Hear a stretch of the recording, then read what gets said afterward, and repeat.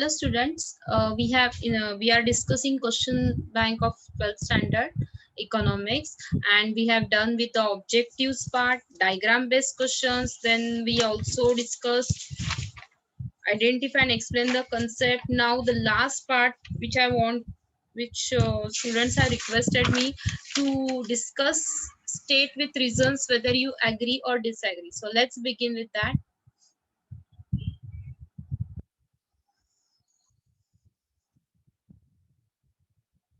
Okay, now we have total in the question bank. They have given us total 25 questions. Okay, and in board exam, it comes for 12 marks, 4 marks each. I will tell you what is the exact pattern of it. See, for agree, for writing agree or disagree, you get 1 mark, and for reasons,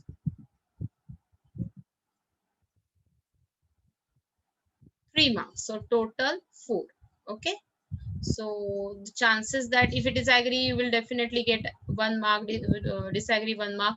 But for reasons, if they are happy with your reasons, if you have written properly, then they will add like this. So total 4 marks. Otherwise, you will get here 2.5 or 2 marks or 1 mark, whatever it is. Okay.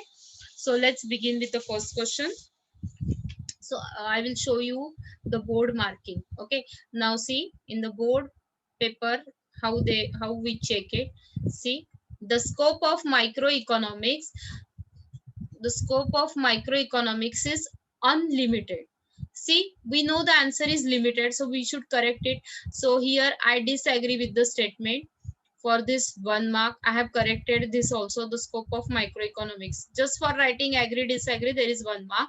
And if I am happy with these reasons, I will write it here, and I will take a total like this. So you get 4 marks in this question. This is the way the papers are corrected. Okay, the scope of microeconomics is unlimited. See, the answer is disagree, because scope of microeconomics is limited. We know it studies a particular firm and all. It does not consider the entire whole economy. You can take the screenshot of it. So I have covered these 3 points. What exactly microeconomics covers, what exactly macroeconomics covers. So in this way, we have explained this. Second question, microeconomics is different from microeconomics. Yes, I agree with the statement. We know that in simply you can write the distinguished part. See, I have written over here. See, I have labeled the name also. Okay, points name. Don't write all these points. Meaning is okay. Scope, cover scope also. Theory also. Nature of equilibrium, it is based on partial. So you can write 4 to 5 points as a distinguish. You can make 2 parts, or otherwise one part. Name it like meaning. Microeconomics is this, whereas macroeconomics is this. Its viewpoint, it has worm's eye view, macro has bird's eye view.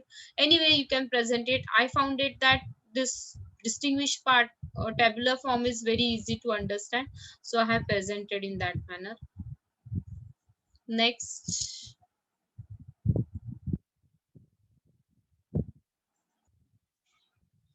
when TU is maximum, MU is 0. See students, I know this is quite lengthy answer. It is, we know this is correct statement, so I agree with the statement. But according to me, it is better to write, to draw the table and diagram as well, because without diagram and without table we are not able to explain it. So initially both are equal. With the consumption of second unit, TU starts increasing but at a diminishing rate. Only I have not written after point of satiety, because we are talking about mu is equal to 0, right? Here mu is equal to 0, and that point is called point of satiety where TU is maximum. I have not covered this disutility part in my answer. So what I have done, I have written what is TU with formula, what is mu with formula, then table. Based on table, I have drawn the diagram, relationship between diagram, that diagram. Then what is exactly point of satiety, that I have also covered. This is quite lengthy answer, but according to me, without the diagram, without the table, it is not possible to write the answers. So that is the part of your answer. In short, we have written relationship between TU and MU. Only we have not written too many points. Means we have not covered all the points, this utility and all. Next, there are no exceptions to the law of DMU. I disagree with the statement because there are exceptions. So before writing directly exceptions, I will suggest you to write statement of the law so that we will understand about what we are talking. On the basis of this statement is not applicable in some cases, and for them we call it as exception. Then we can write 4 to 5 exceptions. I have covered all the exceptions of DMU.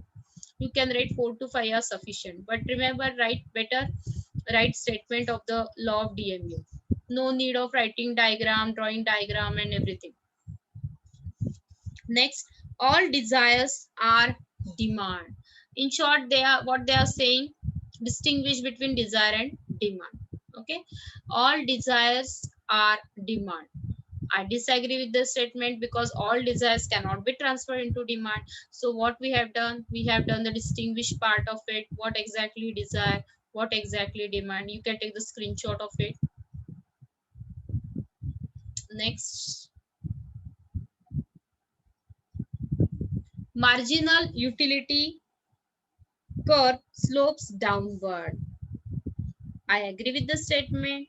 I have to draw the diagram over here because without diagram, I'm not able to explain it. Remember one thing, don't get confused with relationship between TU and MU.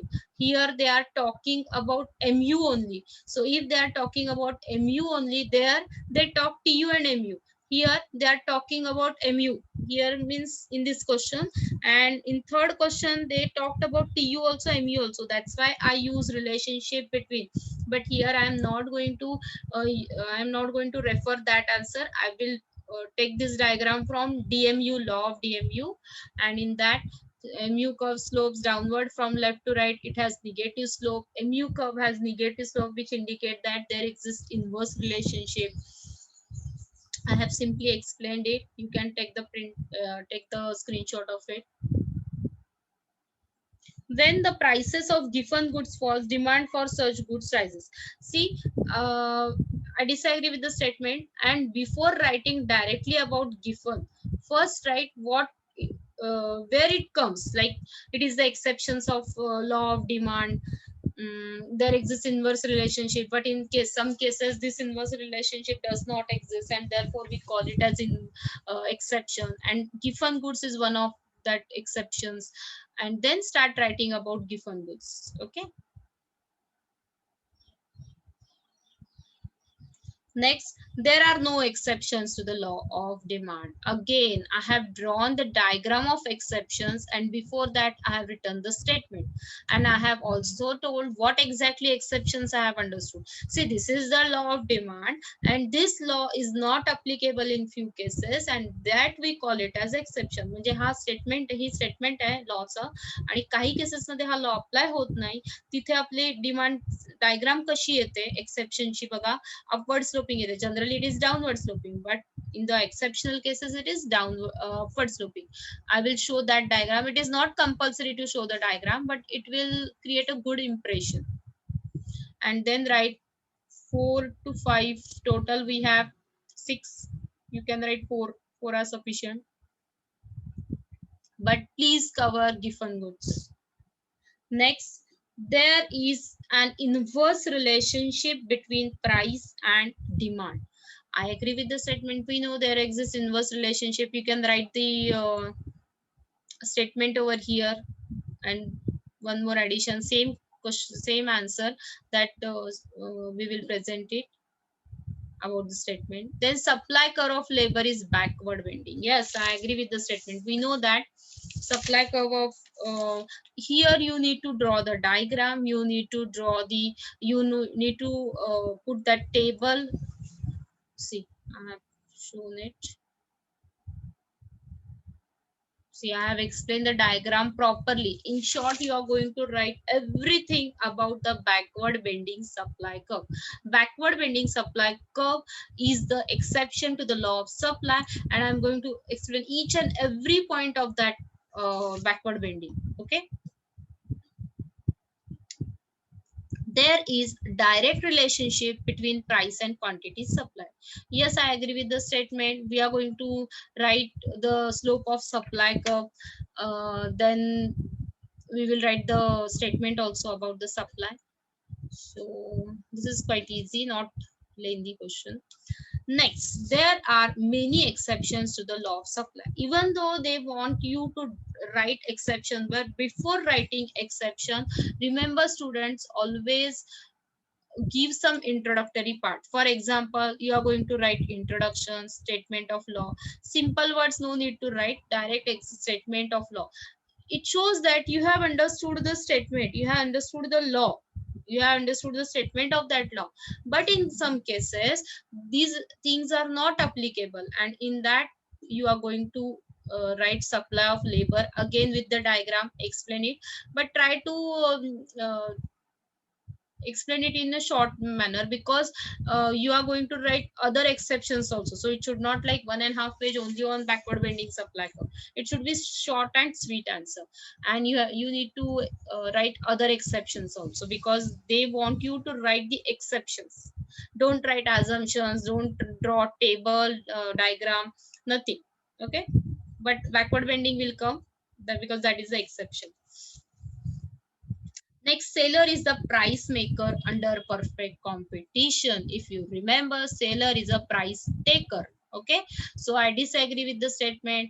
Write about the perfect competition. Then single seller cannot influence, because he's selling a homogeneous product, uniform price, everything, whatever the features are there for perfect competition regarding price also, write it. Take a screenshot of it. Next, there is product differentiation and monopolistic competition. See, product differentiation and monopolistic competition are, means that is one of the basic feature, main feature. So I agree with the statement. First of all, you are going to write what exactly you have understood monopolistic competition. So it will cover exactly monopolistic competition. Then you will clear about what you have understood product differentiation, and then will make take form of brand names, trademark, speculative. This means that product of a firm may find close substitute, and its cross elasticity of demand is very high. Okay, it's not possible for me to read each and every sentence. You can take a screenshot, you can write in your notebook. Selling cost is the only feature of monopolistic. Now remember student, selling cost is one of the main important features of monopolistic competition. But you can't say it is the only. ते एकच नाहीये, त्याच्याशिवाय इतर पण आहेत. So they expect from you that you are going to write few more exceptions. So say disagree, then write what is monopolistic competition meaning. Then you will write that other than selling cost, whatever you have understood, that you are going to explain it. And other than this, following are the different features of monopolistic competition, right? uh, 3 to 4 more features other than selling cost, but please remember student, write selling cost also, means as a feature, explain it. Next, index numbers measures changes in the price level only.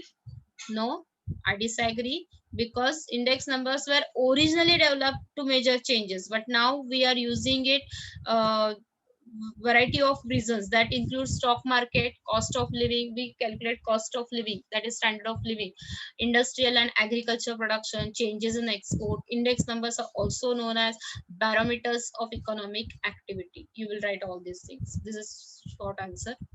Any year can be selected as. No, I disagree with the statement, because there are some criteria while selecting base year. But what you are going to do, first of all, you will introductory part, you will write what is base year, what is current year, what is index number, and then we will see, we will concentrate on how we are going to select the base year. In the textbook also they have given that base year should not be considered, should not be too old, or for example this year, if you consider this last year as a base year, then it will create a problem, because we faced a lot of problems due to COVID, and still we are facing. So such type of years cannot be taken as a base year. They have mentioned everything, so we are going to answer it. There are many theoretical difficulties in the estimation of national income. Yes, there are difficulties. Yes, I agree with the statement. It carries 1 mark. And reasons. So you are going to write first what I have done in this answer. I have written that there are theoretical as well as practical difficulties, but they are concentrating on theoretical difficulties, so we are going to write only about theoretical difficulties. But remember student, don't write all theoretical difficulties. Write 4 to 5 difficulties are sufficient, because it carries only 3 marks. Next, but if you want to present it, then be fast. Transfer payments are included in national income. I disagree with the statement. In the explain the concept also it was there. First of all, what you are going to do, what is transfer payment, how we treat them, we exclude them, we are going to write that, and write all the examples of transfer payment. Next, obligatory functions is the only function of the government. I do not agree with the statement. It is essential to perform obligatory function. Obligatory म्हणजे compulsory. Compulsory तर करायचेच आहेत, पण त्याच्याशिवाय social आणि economic डेव्हलपमेंटचे functions पण आहेत. So you are going to write about the first point as obligatory. What are they? And other than this, they have to do social and economic development of the country. Optional, we call it as optional functions. Okay. Next, public finance is more elastic compared to private finance. What exactly I understood public finance, objective behind public finance. So you are going to cover that. I hope that is easy. See students, it's not possible for me to read each and every sentence. Okay. So I'm just telling you what exactly it will cover. In case you face any problem, you can take the screenshot of it and you can write that answer. Otherwise, your answers are very easy. Only sometimes we get confused with agree and disagree. Sometimes students don't understand what exactly the sentence is. Issue of currency notes is the only, again the sentence, again the word only has been used. See, only is not the function, they have different functions, so they expect you to write few more functions other than this. First you are going to write about the issue of currency notes only as a function, and after that you are going to write 4 to 5 other functions of RBI. See, a lot of their bankers bank control, this is very important question, huh? Do it. Commercial banks create credit. Now, I want to clear one thing. RBI is the Reserve Bank of India, Central Bank of India, and commercial banks. We know commercial banks are private banks, public sector banks, and foreign banks. See, they control the credit in the market or in India, and they create the credit. Understood? Creation of credit and controlling of credit, both are different terms. Students get disturbed or students get confused with these two words. अरे credit means हाँ commercial bank असू दे नाही तर RBI असू दे, कुठेही आलं तरी ठीक आहे. See, RBI control the credit. We have various methods, CRR, SLR, a lot of things are there to control this credit, repo rate, reverse repo rate, and commercial bank create credit. Okay, so you are going to write about the creating credit, how they create it, credit creation. One, it may be asked as short note also. Next, foreign trade leads to division of labor and specialization. Yes, some countries have abundant natural resources. These countries should export raw material. Sometimes what happens, we are not good in that things, we generally bring it from other countries, and particular countries specialize in that doing that things again and again. It leads to specialization. last one. In your textbook, there is no difference between balance of payment and balance of trade. I disagree, because balance of trade is totally different and balance of payment is totally different. What I have done, I have covered here meaning part, whatever there in the textbook, but it is systematic record and all these definitions have been given. But in the second point, I have added this extra, because balance of trade is a narrow concept, limited concept, but balance of payment is a broad concept, huge concept. This concept I have added. And one more, BOT is the difference that is obtained from export and import. BOP is the difference between inflow and outflow of foreign exchange. It relates to inflow and outflow of foreign exchange. These 2 points I have added. It is not there in the textbook, but after reading those two concepts, you can easily recognize this is narrow concept, this is broader concept, this is exactly the difference between this. These statements, they have not given directly in your textbook, but it is the part of your syllabus only. So you, it's not like I have added something new. So with these students, I have finished all whatever I felt that which question should we discuss, that I have discussed. Other questions, in case if you have any problem, you can tell me, you can message me. Okay, thank you.